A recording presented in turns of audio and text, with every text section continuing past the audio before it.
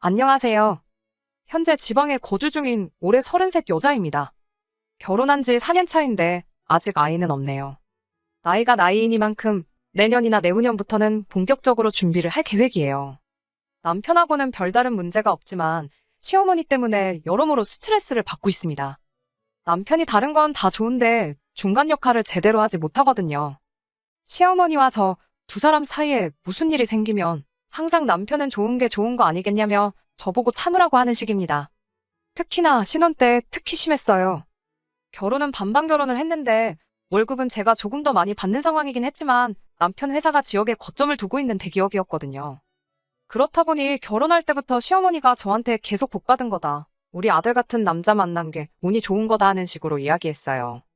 그냥 자식이 얼마나 대견하면 그러실까 싶어서 넘겼는데 그게 아니고 진짜로 제가 한참 모자란데 남편 잘 만나서 인생 역전한 것처럼 생각하시고 계셨던 거라고는 생각도 못했습니다. 결혼 준비를 처음 시작했을 때 남편이 모아놓은 돈이 저보다 적다는 사실을 알게 되었지만 그때 당시에는 그게 그렇게 고려할 문제는 아니라고 생각했어요.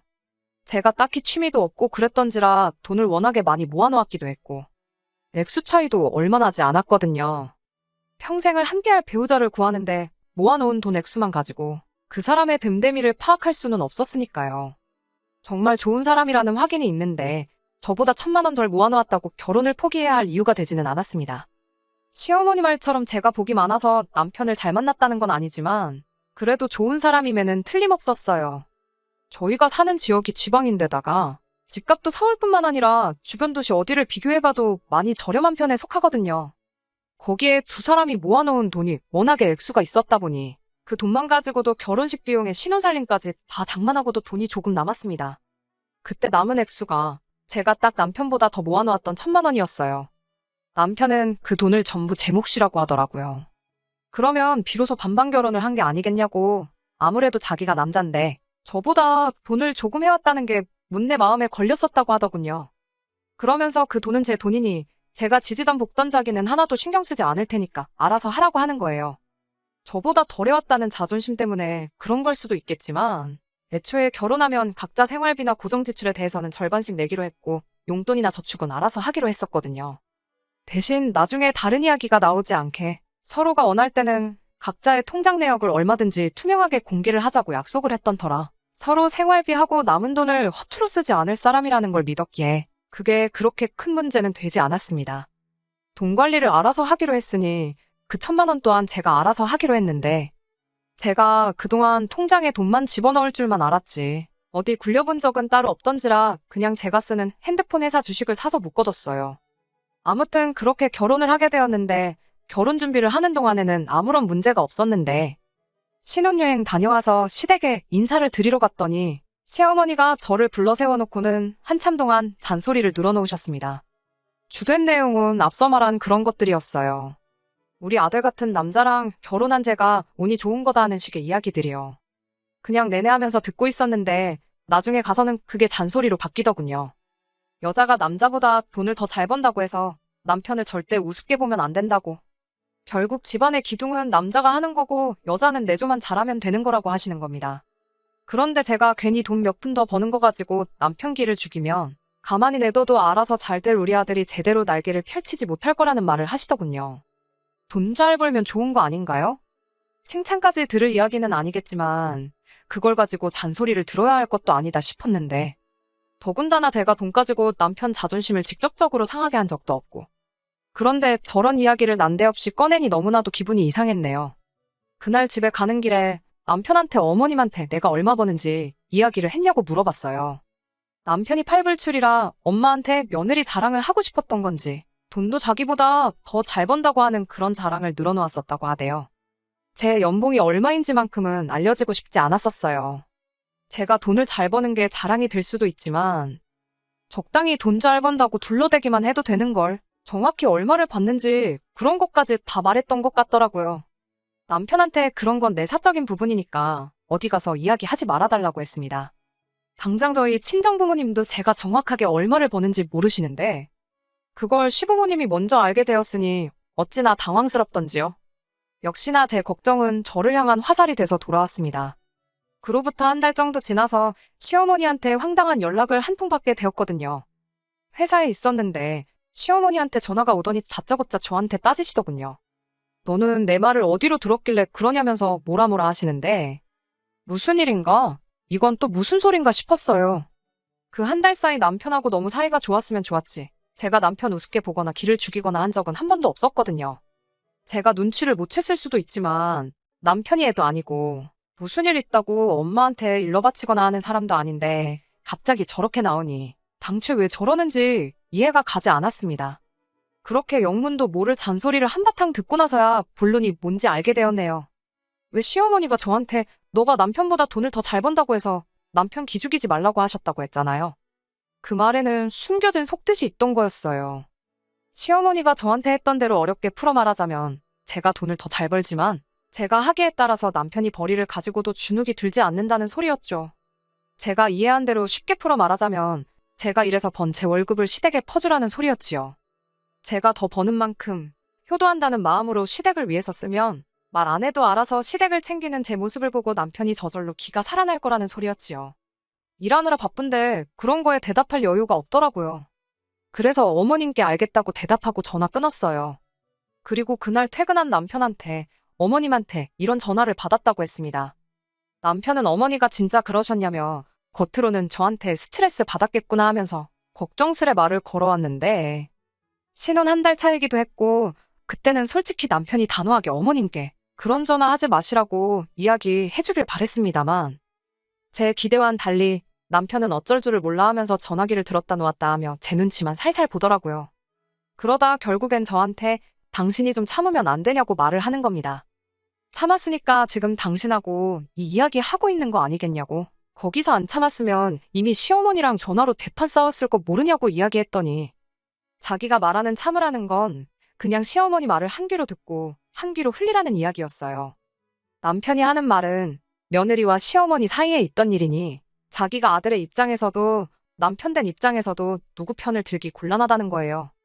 자기가 중간에서 나서면 어머님이 제가 사소한 것들까지 다 남편한테 말을 전하는 얌체 같은 며느리로 보지 않겠냐며 이런 경우에는 자기가 나서지 않고 조용히 지나가면 되는 거 아니겠냐는 겁니다.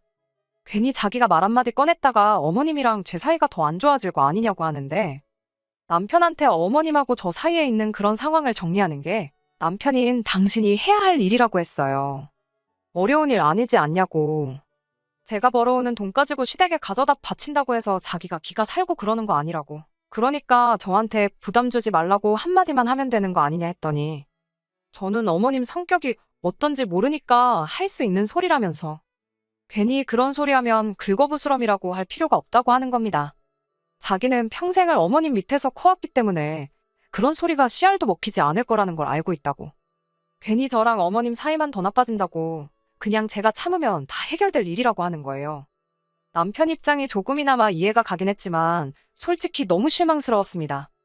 중간 역할을 포기하겠다는 소리처럼 들렸고 무슨 상황이건 간에 자기도 입장 난처하기 싫으니 스트레스는 저 혼자서 받으면 다 끝난다는 말로밖에 들리지 않았거든요. 남편한테는 대충 알겠다 말하고 어머님께는 내가 알아서 하겠다고 했어요. 그렇다고 매번 제 월급의 일부를 시댁에 퍼다 나를 생각도 없고 시어머니가 원하시던 대로 해줄 생각도 없었거든요. 남편은 끝까지 제 걱정보다 어머니랑 더 사이 안 나빠지게 잘 좀 부탁한다는 식으로 나왔습니다. 그래서 그때부터였나 그냥 남편한테 중간 역할을 바라는 건 텄구나 싶었어요. 그래도 다행인 게 차라리 시작부터 기대를 안 해버리니 그 이후에 시어머니와 무슨 일이 있어도 기대가 없는 만큼 실망감도 크지가 않더라고요. 시어머니는 계속해서 대놓고 저한테 금전적인 것들을 요구하셨고 저는 다 거절했어요. 생신이라던가 명절 어버이날 같이 보편적으로 챙기는 날에만 이야기 안 나올 정도로만 했습니다. 그런데 그게 시간이 어느 정도 지나니 시어머니 쪽에서 먼저 터졌나 보더라고요. 그때가 어버이날이었는데 어버이날 당일이 평일이었어서 출근한다고 그 주 일요일이 되어서야 시댁에 갔거든요. 그날 시어머니가 제가 용돈하시라고 드린 30만 원이 든 봉투를 바닥에 패대기를 치면서 저보고 너 내 아들보다 그깟 돈 몇 푼 더 번다고 해서 유세 부리지 말라고 소리를 치시는 거예요. 왜 갑자기 폭발을 하시나 했는데 아마 친하게 지내시는 분들 중에 누군가에게서 며느리 자랑을 듣고 오셔서는 저러는 것 같더라고요. 이름 석자 말해주셔도 알 리가 없는 일면식도 없는 누구누구네 며느리 이야기를 하시면서 그 집 며느리는 어버이날이라고 해외여행도 보내주고 뭣도 해주고 저것도 해줬다더라 하면서 너는 돈도 잘 번다는 게 어찌 시댁에 하는 게 하나도 없냐며 성질을 부리시는 거예요. 따로 설명은 안 했지만 그 긴 시간 동안 시어머니한테 거의 한 달에 한 번꼴로는 이거 해달라, 저거 해달라, 저거 갖고 싶다 하면서 시달려야 했었거든요. 물론 제 선에서 거의 다 안 해드리긴 했지만 그동안 시달린 거 생각하니 저 말에 저도 터져버리고 말았습니다. 그래서 저도 지지 않고 시어머니한테 한마디 했어요. 그 집 며느리는 남편이 마누라보다 돈 더 잘 벌어온던가? 아니면 시댁에서 시어머니가 며느리한테 잘해주던가 하겠죠. 하고 말이지요. 그리고 저도 시어머니가 저한테 했던 대로 똑같이 제가 아는 다른 시어머니들과 비교했습니다. 제 주변 누구네 시어머니는 결혼할 때 아파트도 해주고 며느리 타고 다니라고 외제차도 한 대 뽑아주시고 그랬다더라고. 또 누구네 시어머니는 며느리가 아들보다 돈을 더 잘 벌어온다니까 무리하지 말라고 마사지도 끊어주시고 한약도 지워다주고 그러신다는데 저도 누구네처럼 시어머니 덕 좀 한번 봐보고 싶다고 똑같이 나왔어요. 다른 사람도 아니고 저희 시어머니인데 그 상황에 좋은 말이 튀어나올 리가 만무했지요. 말 다 했냐, 어쨌냐 저쨌냐 하면서 시어머니와 저 사이에 고성이 오가기 시작했고 그 싸움은 결국 시아버지와 남편이 저희를 뜯어말리면서 종결이 되었습니다. 하고 싶었던 말은 다 내뱉어버렸으니 속은 후련하긴 했지만 한편으로는 다른 날도 아니고 어버이날에 그랬다는 게 너무 마음에 걸리더라고요. 그런데 그제서야 남편도 사태의 심각성을 깨달은 건지 그동안 자기가 중간 역할을 잘 못한 게 일이 이렇게 되었다며 사과를 해오더군요. 이 사람이 이제서야 어머님께 제대로 이야기를 해서 중간 역할 좀 하나 했더니 해결책이라고 내세운 게 그냥 매달 묻지도 따지지도 않고 일정 금액을 용돈으로 드리는 게 어떻냐고 하더라고요. 저희가 돈 관리를 각자 하고 있었던 상황이다 보니 제가 내켜하지 않았을 거라는 걸 알았는지 자기 월급에서만 매달 시댁에다가 50만 원씩 보내드리겠다 하더라고요. 대신 자기가 보내는 돈은 제가 보낸 걸로 이야기하겠다 하더라고요. 그러면 시어머니도 저에 대한 화가 누그러지실 거고 나아가서는 저랑 시어머니 사이에 그 어떤 부라도 생기지 않을 거라고 하는데 제 주머니에서 나가는 돈 한 푼 없지만 솔직히 내키지는 않았네요. 암만 따로 관리한다고 한들 그 주머니가 그 주머니잖아요. 저희가 각자 저금을 한다고 해서 그 돈을 가지고 각자 쓰고 싶은데 쓰자고 모으고 있는 게 아니고 결과적으로는 나중에 아이가 생기면 아이의 미래를 위한 자금, 그것 말고도 뭐 경우에 따라서는 이사도 가게 될 테고 차도 바꾸게 될 테고 앞으로 목돈 들어갈 일이 많으면 많았지 적지는 않은데 시어머니와 저 사이에서 저도 스트레스 받을 일 없고 남편도 중간에서 새우등 터질 일도 없어서 좋기야 하지만 그것 치고 매달 50만 원은 너무 비싸게 느껴졌어요. 그래서 그럴 게 아니고 그냥 매달 양가에 똑같이 30만 원씩 보내자고 했습니다.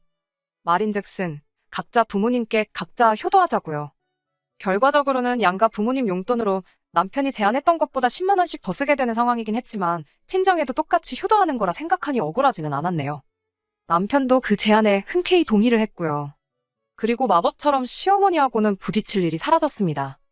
시어머니 딴에도 갖고 싶어 하던 게 30만 원보다 항상 더 비싼 것들이었지만 똥꼬집 며느리랑 싸우고 아무것도 못 받을 바에야 이게 더 낫다고 판단을 하셨나 보더라고요.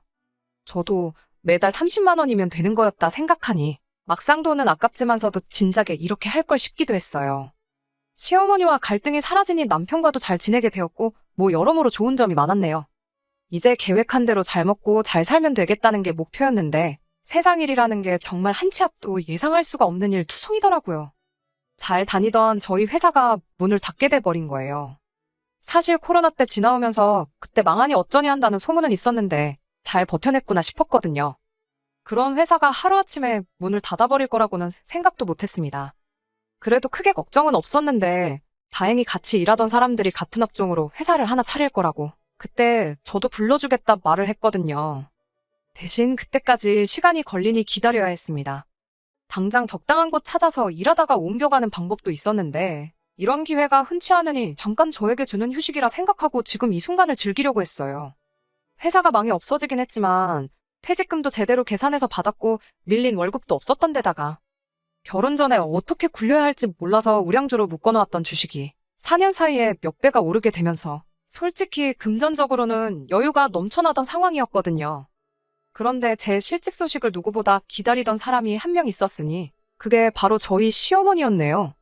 그동안은 시댁에는 따로 제가 실직했다는 사실을 숨기고 있었는데 소문이 어찌나 빠른지 시어머니가 어디서 저희 회사가 문을 닫았다는 사실을 알게 되었던 거예요.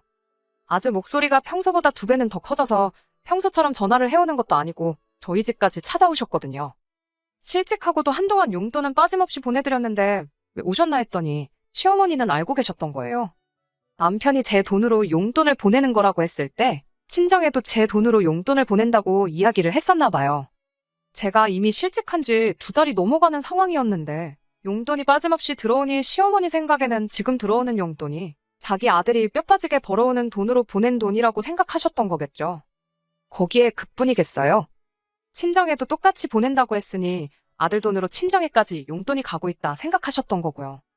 문 열리자마자 제 얼굴 보고 다짜고짜 한다는 말이 돈 잘 버는 척은 있는 대로 다 하고 시댁 어려운 줄 모르더니 백수가 돼버렸다며 꼴 좋다고. 그게 인과응보나 마찬가지라고 하더군요. 어이가 없었지만 회사가 지금 망해서 없어지긴 했지만 조만간 다시 취직될 거라고. 그리고 제가 모아놓은 돈이 있다 보니 그 돈에서 용돈을 드리는 거라 남편 돈으로 보내는 거 아니라고 일일이 다 설명을 해주려고 했습니다. 그런데 제 말이 시작도 되기 전에 제 말은 다 끊어버리고 저보고 그러는 거 아니라고 하면서 마치 제가 남편이 뼈 빠지게 일해서 벌어온 돈을 친정에다가 퍼다 날르고 있는 것처럼 이야기를 하시더군요. 그러더니 친정에 보내는 돈은 내 아들 돈이니까 친정에다 보내지 말고 당신한테 보내라고 이야기를 하시는 겁니다.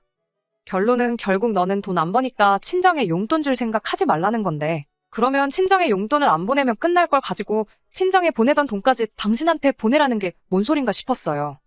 그래서 저도 참다 못해 소리를 내질러 버렸네요. 제가 그동안 돈 잘 번다고 유세 부린 적도 없고 남편을 우습게 본 적도 없고 시댁 업신 여긴 적도 한 번도 없었는데 이제는 안 되겠다고 저도 할 말은 해야겠고 유세 부릴 건 유세 부려야겠다고요. 당장 제가 실직해서 2달째 쉬고 있긴 해도 결혼 생활 4년 하면서 남편보다 벌어온 월급만 따져도 1,000만 원 좋게 되는 건 알고 계시냐? 거기에 반반 결혼하고 남아있던 돈 1,000만 원이 더 있다고. 그때 사놓은 주식이 3배 가까이 올랐으니 제가 남편보다 1년에 1,000만 원씩 더 벌었는데 어디 한번 어머님 방식대로 계산해보시겠냐 물었어요. 지금 당장 쉬는 건 문제조차 되지 않는다고요. 그리고 사실상 따로 관리를 해도 부부재산은 공동재산이나 마찬가지인 거 모르시냐.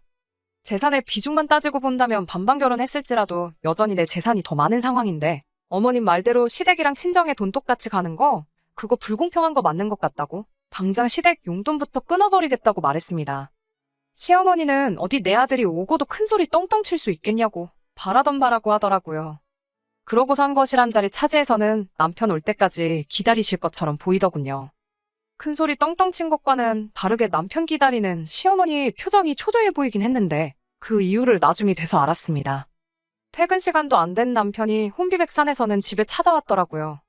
어머님은 든든한 아군이 왔다고 생각한 건지 다시 목소리가 커졌는데 남편은 자초지종 듣지도 않고 대번에 어머님한테 왜 이렇게 일을 크게 만드시냐며 30만 원 때문에 아들 이혼시킬 생각이시냐 소리를 치면서 어머님을 돌려보냈습니다. 어머님은 나가시면서도 여자의 정신이 빠져가지고 부모도 못 살아본다고 길길이 날뛰긴 했지만 남편이 웬일로 단호하게 나오는 바람에 더 큰 싸움으로 번지지 않았어요. 모처럼의 모습에 감동스럽기까지 했는데 알고 보니 이 모든 사건의 원흉이 시어머니가 아니라 남편에게 있었습니다. 애초에 처음부터 제 연봉을 시어머니께 알려준 것도 남편이었잖아요. 그런데 이번 실직까지도 남편이 시어머니한테 다 이야기했던 거예요. 계속 쉬고 있다면 언젠가 시어머니가 알게 될 일이기도 했지만 굳이 나서서 시어머니한테 이 사실을 말했을 필요는 없다고 생각합니다. 그런데도 굳이 남편이 시어머니한테 제 실직을 이야기한 이유가 전부 다 저를 위해서 그랬다는 말도 안 되는 소리를 하더군요. 실직을 해서 주머니 사정이 어려운 상황임에도 불구하고 며느리인 제가 시어머니를 얼마나 챙기는 줄 알고나 계시냐며 남편이 자기는 그러지 말자고 반대했지만 제가 매달 드리던 걸 갑자기 어떻게 끊어버리냐며 계속 시어머니한테 용돈을 드려야 한다 했다고 없는 말을 지어내서 전했던 거예요. 남편 딴에는 그게 더 감동적일 줄 알았다는 거죠. 경제적으로 어려운 상황에 처했지만 양가 부모님들께 효도는 계속해서 하겠다고 특히 사이 나쁜 시어머니 용돈도 계속해서 챙기자고 하는 제 모습을 보면 시어머니도 마음을 고쳐먹지 않으셨을까 싶었단 겁니다. 하지만 시어머니는 말 그대로 남편 혼자 외벌이를 하게 됐지만 친정에는 계속 용돈을 보내야 하니 말 안 나오게 시어머니한테도 용돈을 드려라 이렇게 이해하신 거고요. 아무리 생각해도 시어머니가 열받아서 저희 집에 찾아온 게 잘못됐다고 할 수가 없더라고요. 그래서 남편하고 대판 싸웠네요. 좋은 게 좋은 거라고 넘어가는 것도 모자라서 이제는 거짓말까지 해서 일을 키워버리냐고. 누가 시어머니한테 좋은 인상 심어달라고 부탁이나 했냐고. 내가 바랬던 건 중간 역할을 해주는 남편이었지. 중간에서 박쥐 역할을 하는 남편을 바란 게 아니지 않느냐고 따졌네요. 그제서야 남편은 자기가 뭘 잘못해온 건지 깨달은 듯 싶더라고요. 애초에 처음부터 돈 때문에 그럴 일 없다고 정리 딱 해놓고 돈 잘 버는 만큼 자리부터 빨리 잡을 거니 며느리 월급에 눈독 들이지 마시라 정리해주고 사실대로 전했으면 되는 건데 참는 건 저 혼자 참으라고 해놓고선 중간에서 일만 키워다가 이 사달을 냈다고 사과를 해오더니 앞으로는 제대로 중간에서 잘하겠다고 다짐을 하는 겁니다. 결과적으로는 지금은 전보다 많이 괜찮아졌어요. 일단 남편 주도로 시어머니한테 보내는 용돈은 끊었습니다. 그러면서 저도 자연스럽게 친정에 보내드리던 용돈도 끊었어요. 친정어머니께서는 필요 없는데 자꾸 보내줘서 모아놓았는데 필요 없으니까 저보고 쓰라며 여태 받으신 돈을 돌려주시더라고요. 그 돈도 3년 가까운 시간 동안 1,000만 원이 돼 있더라고요. 졸지에 갑자기 5천만 원이라는 거금도 생겨버렸어요. 시어머니는 오히려 용돈이 끊기고 나서부터는 저한테 더 이상 연락을 해오지 않으십니다. 남편이 용돈 끊어버리면서 말하길 앞으로 저한테 전화해서 금전적인 그 어떤 요구라도 하셨다간 평생 아무것도 해드릴 수 없다고 단단히 일러두었나 봐요. 이제서야 진짜 결혼 생활을 하게 되나 싶습니다. 원래는 딩크로 지낼까 하여 여태껏 일만 해왔는데 요 근래 몇 달 쭉 쉬기도 했고 그러면서 스트레스 받을 일도 없다 보니 남편과 상의해서 더 늦기 전에 아이 하나 낳아서 가정 꾸리고 행복하게 지내려고 합니다. 혹시나 이 사연 들으시는 남편분들이 계시면 다른 건 몰라도 고부 갈등은 남편하기 나름이라는 사실을 알아주셨으면 해요. 중간 역할 엄청 힘든 일인 거 알지만 그렇다고 어느 한쪽 편만 들거나 아예 놓아버리면 주워 담을 수도 없을 만큼 커지는 게 고부 갈등이니까 말이지요. 끝까지 들어주셔서 감사합니다. 오늘의 사연은 여기까지입니다. 구독과 좋아요, 알람 설정 부탁드리고 더 좋은 사연으로 다시 찾아뵙겠습니다. 감사합니다.